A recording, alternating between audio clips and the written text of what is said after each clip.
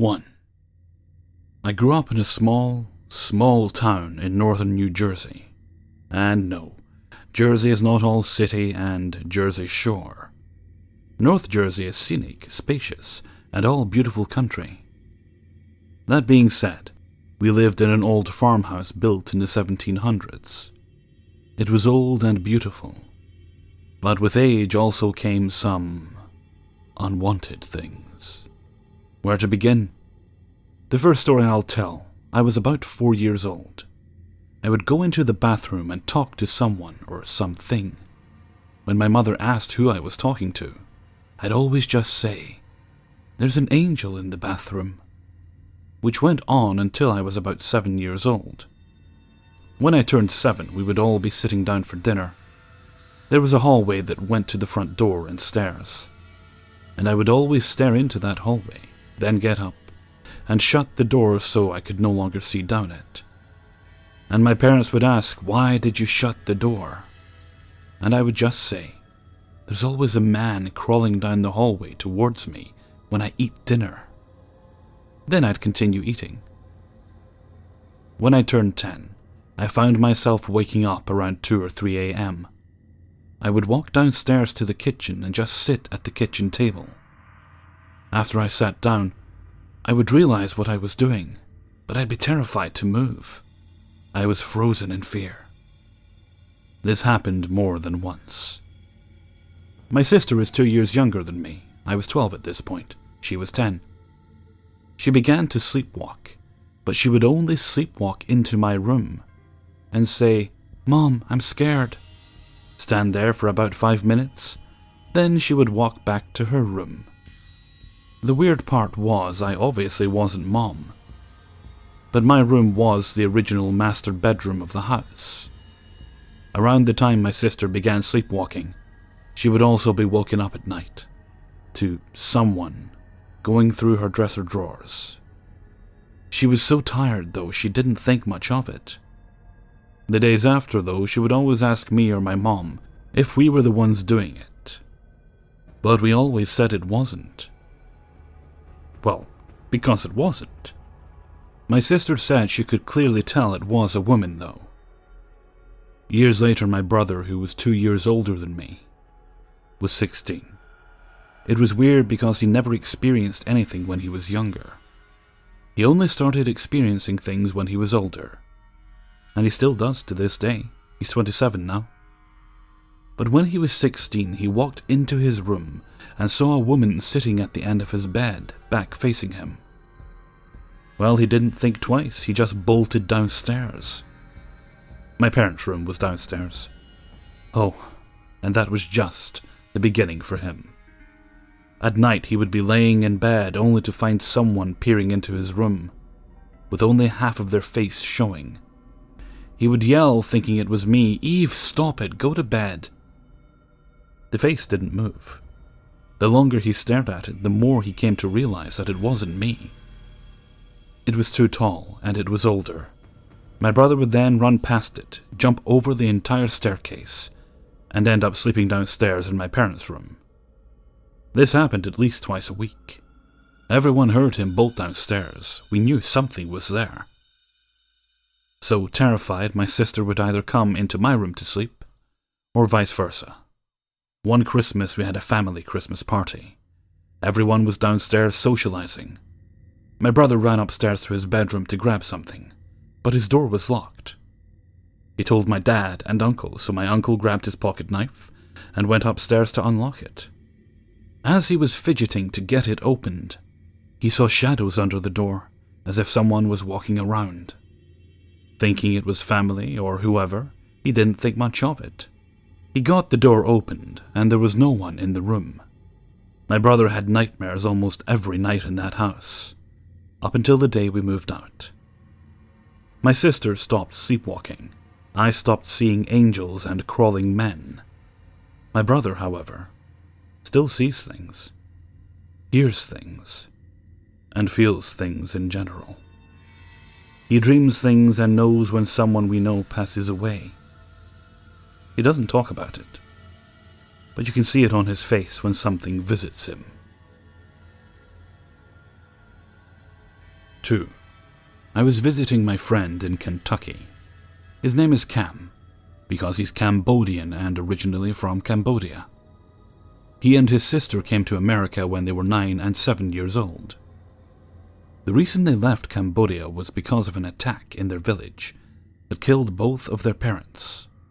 His sister was shot and had to get a skin graft. Cam's leg was injured from an explosion and he had to have it amputated. He walks on a prosthetic leg now. He was only 7 years old when this happened. His uncle who lives in America had them deported to live with him. So, fast forward back to my visit. One day Cam and I were walking to a beer and wine store for cigarettes and 40s. Cam lived in a dangerous hood. I grew up in the projects of Baltimore, so I wasn't scared during our walk. We got to a shortcut. The fence was bent, which made it easier to slide under. As we get to the other side, I find Cam staring at something. I turn around. It was a ripped-up bed mattress with bloodstains all over it. We knew we should get away from this scene. We start power walking toward the street. Okay, so now I'm back home. The next day Cam calls me. He told me the cops were very active around the area of the mattress. It's been months now since I visited Cam. One day I was lounging and watching my favorite show, The First 48. The show is about solving gruesome murders. This particular episode grabbed my attention because it took place in Cam's city of Kentucky. It turns out that the mattress we saw was trashed the night before.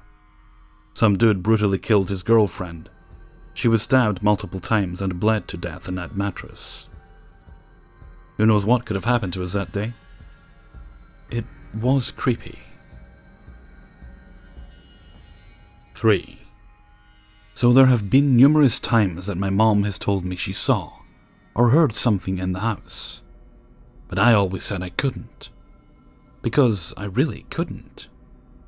I'm 21 years old and all my life I've had a lot of paranormal experiences. And definitely do believe in all of that. But in her house specifically, it seems she experienced things that I just never saw or heard. Aside from occasionally feeling uncomfortable in my own room. Or that I was being looked at for a few moments. Anyways, one night about 1.5 years ago I woke up in the middle of the night with a really intense feeling that I was being stared at. I was facing the wall, so I turned around, and my mom was almost right at the edge of my bed, just staring at me, as if waking up to her standing there wasn't weird enough. My bed was built into the wall with drawers underneath, so it was a lot higher from the ground than normal beds. So I was even closer to her face. And with the help of a little light from the hallway, I could just barely see her blankly staring at me. I can't remember exactly what I said, but I remember it being along the lines of, "Are you okay? What are you doing?" And she said in a really monotone voice, "I can't find my phone." And so I took a moment to sit up and face her and find my glasses while saying, "Well, I'll come help you look for it, okay?" By this point, she was looking away from me and at my futon on the other side of the room. She said to me, "You didn't tell me you were having someone stay the night. Who's that?" I didn't know what to say for a moment, but then I looked over and remembered I had put some clothes on the futon earlier in the day.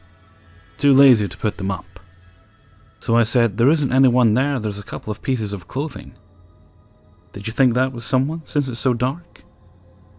And she very confidently responded, "No, there is someone laying down, there, facing the futon, sleeping. They have black hair." And then casually mentioned that when she came in, she had also seen a little boy sitting in my chair at my desk. At this point, I'm not scared, just really uncomfortable. At the way she was talking about all this. Her tone was a weird mix of soft and casual.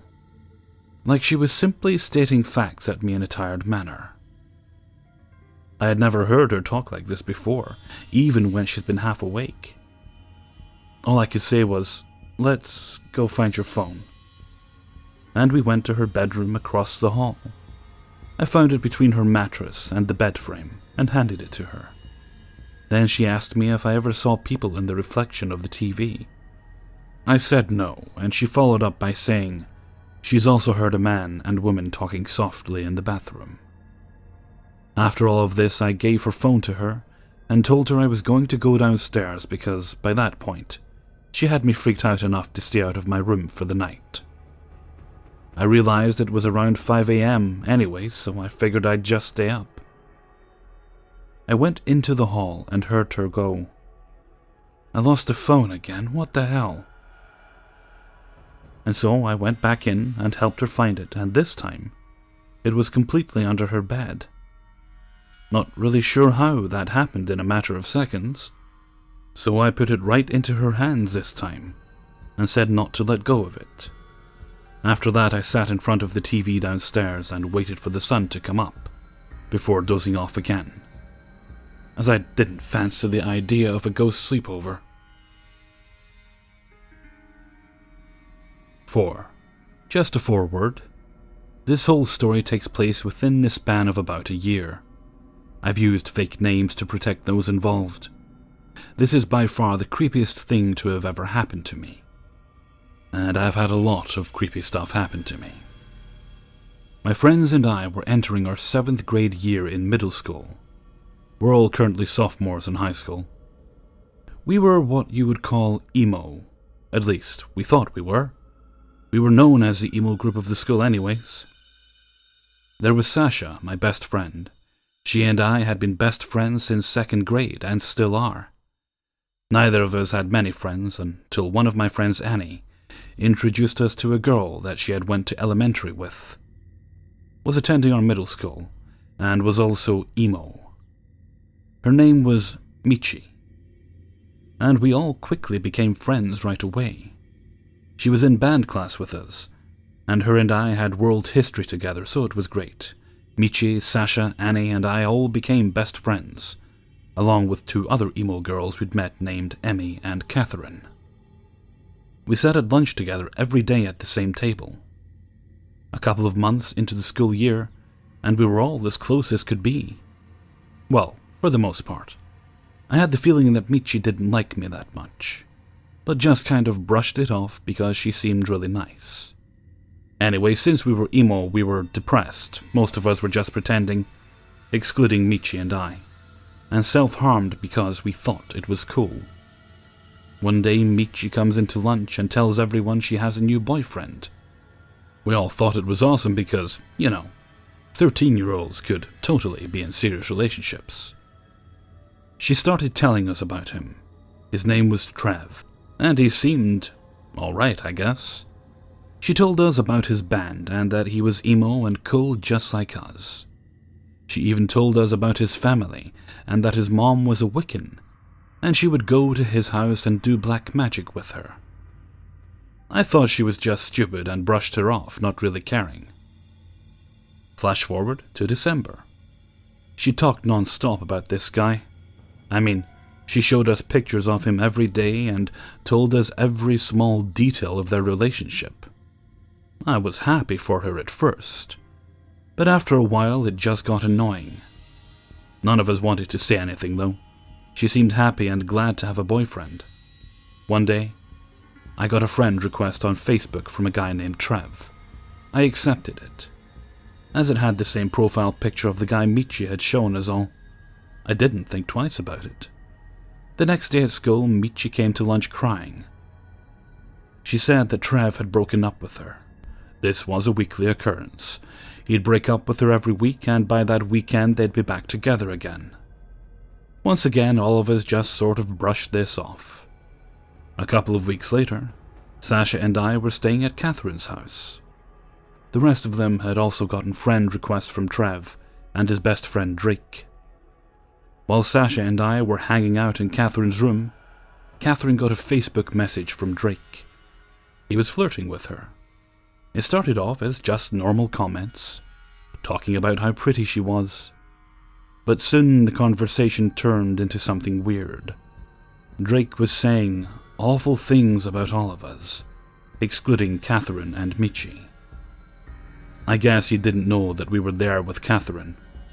He mostly focused on me though, calling me mean names and talking about how bad my makeup was. It kind of upset me, but at the same time, I'd never even met this guy, so I just tried to ignore it. The school year was nearing an end, and Michi and Trev had broken up numerous times. One time she came to school and told us she was pregnant, and then the next day came in crying and said she had a miscarriage. By this point, Sasha and I were really creeped out by Michi. There was something about her that wasn't quite right. Everyone else in the group seemed to believe her, but Sasha seemed wary, as did I. But, as good friends do, we tried to comfort her. My naive middle school self just wanted to be there for a friend in need, regardless of the BS lies she told us. At the end of April, Michi missed an entire week of school. We were all confused, as she'd never ever skipped school. She didn't come back at all, not even at the end of the year. She finally came back at the start of 8th grade. She told us she'd tried to kill herself and had been put in our local mental health facility for a few weeks. We all felt bad and tried to comfort her. She never told us why she tried to do it, though. I just figured she was far more depressed than she had originally let on. Halfway through 8th grade, and we were all still best friends. She'd never mentioned this Trev guy to us again, so we just assumed she'd broken up with him for the last time. Michi's guardian that she was living with passed away, and she ended up moving back to the state she was from with her dad. But we all still kept in close contact. Flash forward to the summer of freshman going into sophomore year. I had an entirely new group of friends, excluding Sasha, who is still to this day my closest friend. My new friend Gwen was Michi's best friend. They'd grown up together and knew each other for 10 years. I'd heard of Gwen when I was in middle school, but she was 2 grades ahead of us and went to high school, so I never actually got to meet her until I started high school as well. I'd grown out of my emo phase, thankfully, and so had all of my old friends. That's besides the point, though. Last summer, the summer before sophomore year, Sasha, Gwen, and our other friend Clara were all having a sleepover at Clara's house. She had a pool, so we'd always go swimming when we went over. We were all sitting on the edge of the pool and talking about drama that was going on. I brought up Michi and made some joke about her old boyfriend, knowing Sasha and Gwen would remember it. Gwen's eyes widened slightly. You know she made Trev up, right? What? Yeah, she made him up. He wasn't real. Oh, well, that's nice? I say uncomfortably, not really knowing how to take that information. The conversation continued on, but Sasha and I kept sneaking each other uncomfortable glances. The next morning we all forgot completely about it. Last flash forward, I promise, to last weekend. Once again, Sasha, Gwen, and I were all staying at Clara's house. We were all laying in her room, having a deep late-night conversation, as it was still around 1 a.m. We were all ready to go to bed, when Gwen rolls over and speaks into the dead silence. I need to tell you all something, especially you and Sasha. She says to me, clearly bothered. I raise an eyebrow and Clara gets up to turn the lights in her room back on. Sasha sat up from her sleeping bag on the floor. It's about the whole Trev thing. I never told you all the whole story. I was thinking about it when we were talking about Michi earlier, and I didn't know how to bring it up. Well, she went on to explain that Michi had been catfishing not just us, but her and 7 other people as well. And apparently she'd been catfishing them for months before she'd even mentioned this Trev to us. All the other people she'd been messing with were in high school, though, so that's why we'd never heard about it until now. Michi made fake Facebook and Instagram accounts for not only Trev and Drake, but his supposed ex-girlfriend and Trev's mom too. I was shocked. I'd known about the Facebooks, but I just assumed she showed us some guy's Facebook page and said it was her boyfriend. No, this psycho bitch had been running 4 Facebook pages all by herself, She'd even put Trev in a group chat with herself, Gwen, and 2 other friends, Travis and Emma. Gwen showed us all the old chat messages she had. Michi was literally talking to herself in them, because Trev was talking to everyone in the chat. Apparently, Gwen explained, her and this Drake person had gotten so close that they even started dating. Gwen told us her and Travis had gotten really close with Trev and Drake over social media, telling them their darkest secrets. Turns out this nutjob had been behind the accounts the entire time. She was the one insulting me to Catherine over Facebook in 7th grade.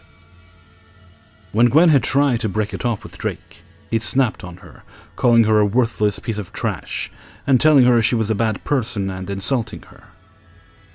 It was actually just Michi behind the account, insulting her best friend. How could you even do that? Well, when Travis and Gwen suspected that something was up, they confronted her about it. This was the last week in April when she missed all that school. Yes, she tried to kill herself because her entire plan was foiled.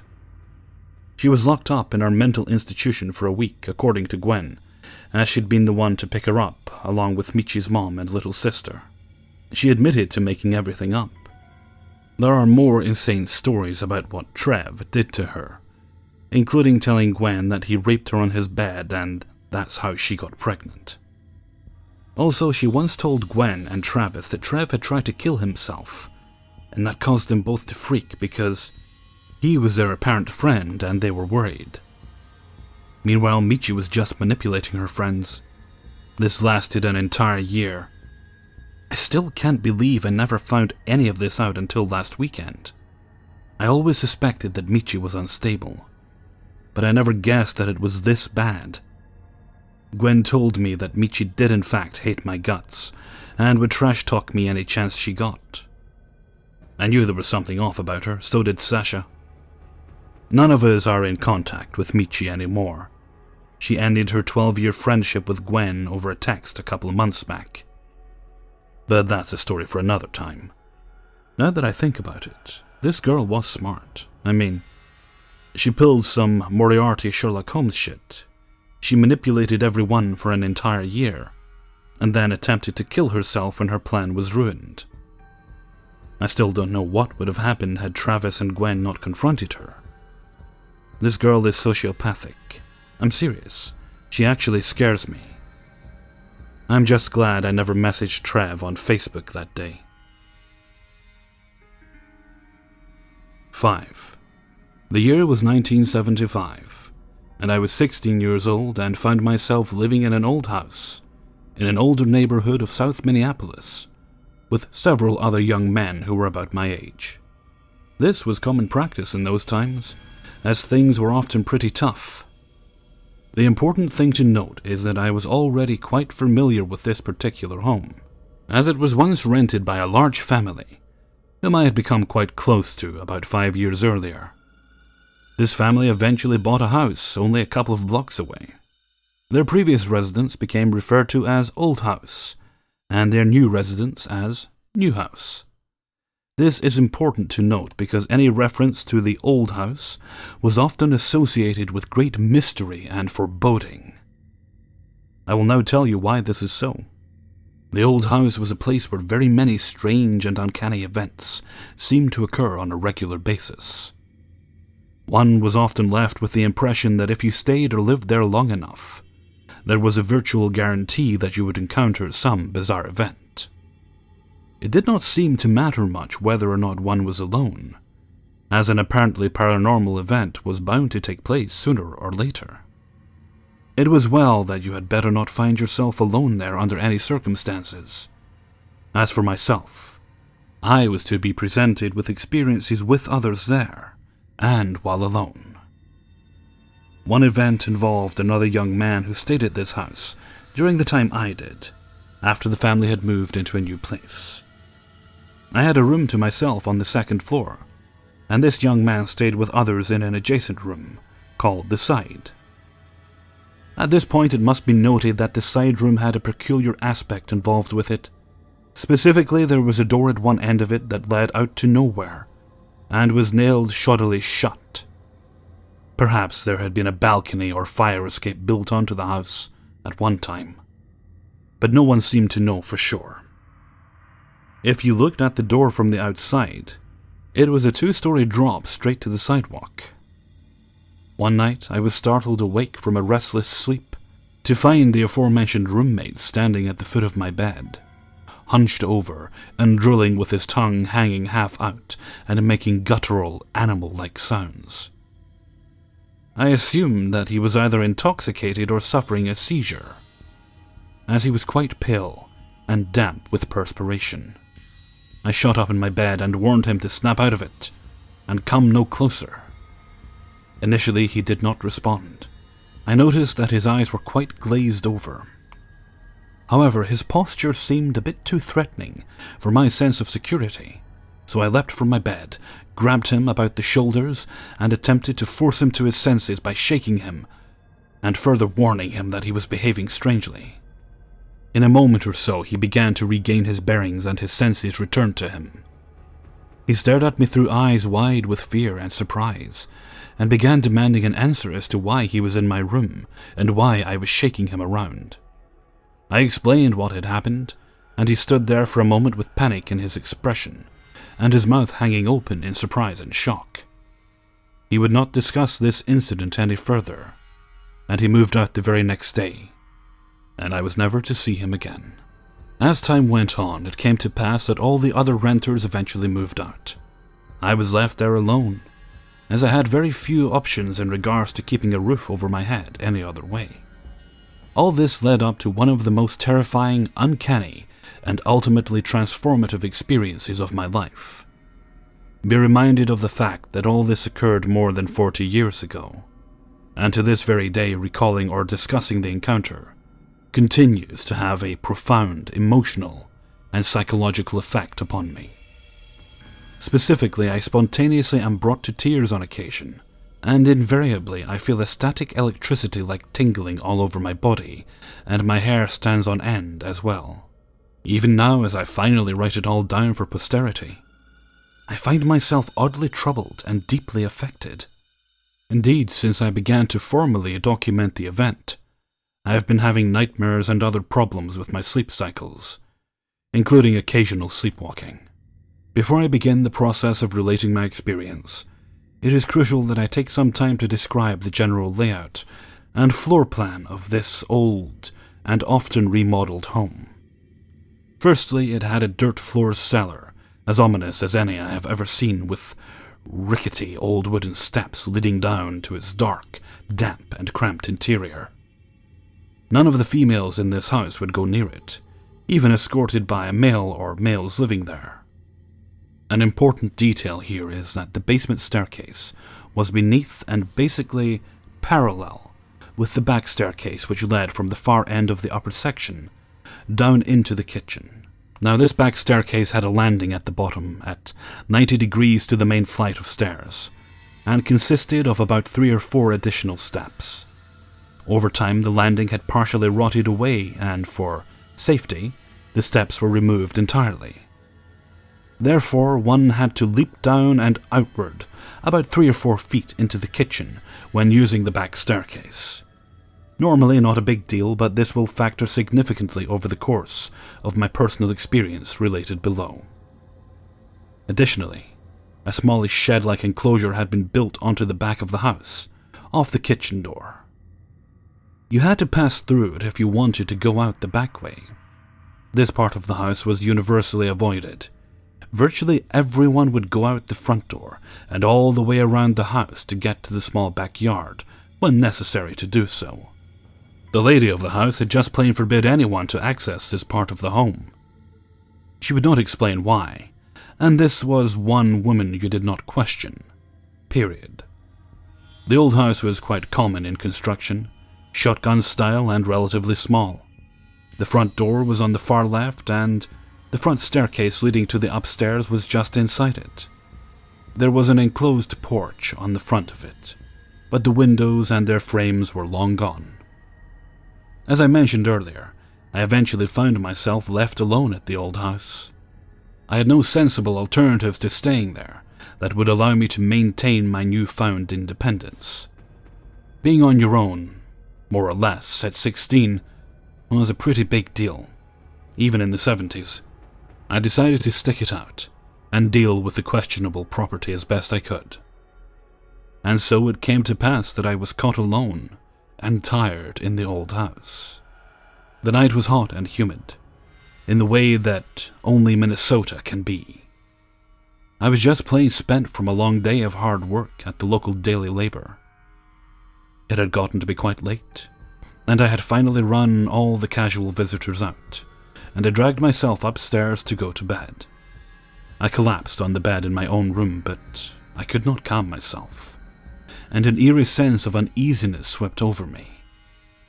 I assumed that my imagination must be trying to run away with me, so I reasoned that switching to a bed left behind in the side room was just the prescription for getting some badly needed rest. Undressing down to my underwear, I plopped into the bed. In less than a moment, all hell broke loose.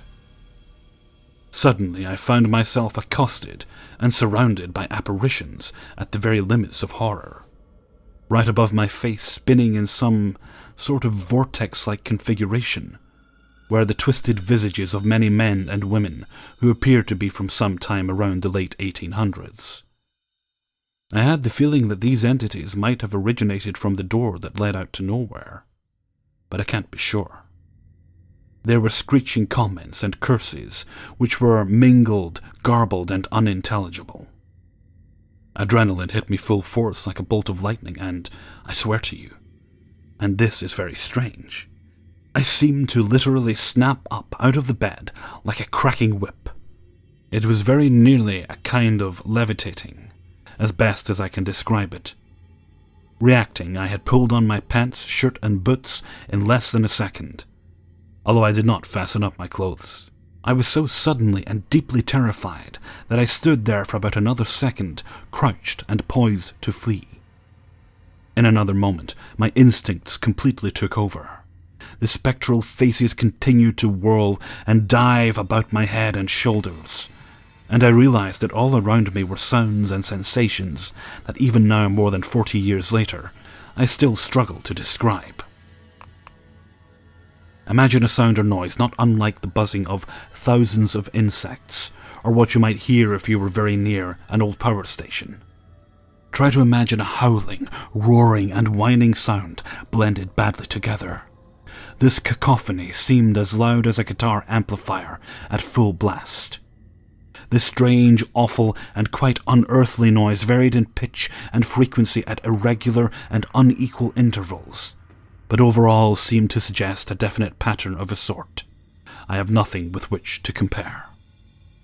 Additionally, an intense tingling sensation danced back and forth across my skin in lockstep with the sound. I was completely overwhelmed, not more than 3 or 4 seconds into the experience. Time had ceased to have meaning for me. The slow-motion effect of adrenaline was now the only reality. I felt as if I saw myself inside and outside simultaneously, and felt the blast of adrenaline that accompanies the fight or flight. Escape was the only option.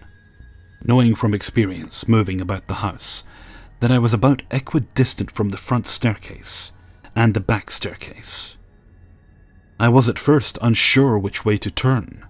Something deep inside ordered that I must use the back staircase, so I hurled myself out of the room and headed toward it. It was in this moment that I began to realize that the very house itself was heaving and undulating in resonance with that awful howling buzz. Every atom in the walls and beams seemed to be crying out in agony from the stress and strain of this unbelievable motion. I truly do not know what kept me moving, but move I certainly did. When I reached the top of the back staircase and prepared to descend it, I found that the steps were shifting and changing in size and shape as well, and it was only with the greatest of difficulty that I made my way down to the landing below. Strangely, I was doing this by leaps and bounds. Nothing seemed to be making any sense at all. When I made the landing, where the last few stairs were missing, I leapt to the kitchen floor. This jump was normally so short as to hardly slow a casual person. But this time, it may just as well have been 9 feet down. Instead of the usual easy landing, I found myself slamming feet first into the kitchen floor with such force that I instinctively curled into a right shoulder roll and wound up crashing against the wall on the opposite of the room. The impact left me slightly stunned, but within a second, I had scrambled back to my feet. I believe my first intention was to flee through the back door of the kitchen, as this would have been the quickest way out. But that would have meant passing through the forbidden zone of the small shed-like structure. Every fibre of my being cried out that I must not go that way. The doorway seemed warped and enlarged and loomed over me as if it were alive. All the while, the ghastly noise and the distortion of the old house continued. Only about 15 seconds have elapsed thus far, yet for me, it may well have been a small piece of eternity. I was bolting all the way through the old house, with the intent of fleeing via the front door. Although I knew I was running, I seemed to be crawling. And just like the cliché in any number of horror films, the front door was moving further and further away. All the while I felt a tremendous compulsion to turn around and look behind me at my tormentors.